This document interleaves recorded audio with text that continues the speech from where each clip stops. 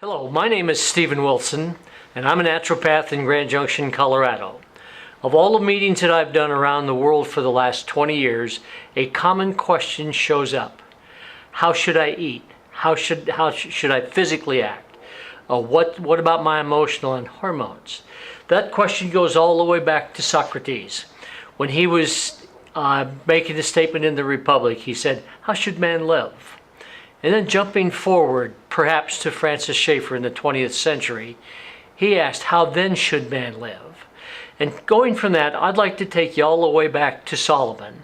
Writing in his materials in Proverbs, he simply said a man should, first of all, seek a disciplined life, one based on intelligence, not being smart. If we could function along those lines, what is the bona fide reason for doing that? He said that first we should seek to be right, then we should seek to be just, and then we should seek to be fair. All of that comes at a most unusual time in our life. There's not been a better time to listen and be involved in this industry than currently right now today. The areas that I would like to discuss would first of all be the physical side. Talking about how much energy we should have, the oxygen that we intake. Along with that, we need to discuss this thing called sleep. If without rest, we are just in bad shape. Along with that, we need to talk about the elimination process. So we got the physical aspect taken care of. We need to talk about the spiritual side, and everybody has a particular interest in that. We need a spiritual side.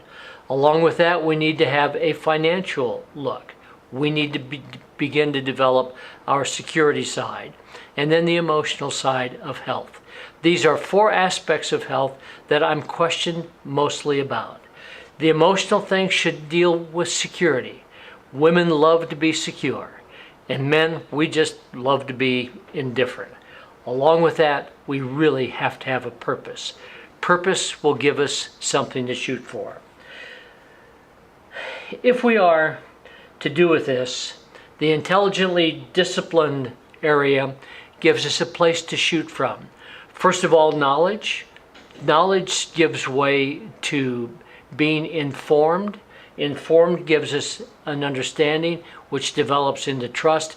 Only when there is trust will somebody act. That's where we want to get to, is a principled approach to a good science, a good common sense approach to health. And by the way, experience is one of the most important things we can discuss. Going into that, it's really a fads versus enduring truths is what I like to call it. And we need to get people to understand that fads are principally designed to deal with some of the things that are most uncomfortable for us. We want them to go away. And so we try all these different fads pertaining to obesity, what we should eat, and how we should work out, and all of these different modalities of trying to get healthy when there are these truths. Now then, once we've got that settled, how about how to move the information? Today, about 30% of Americans, or the world I should say, is in social media. It's anticipated that by the year 2015, we'll be talking 70% of the world will be into the social media. This is an arena that we need to learn about.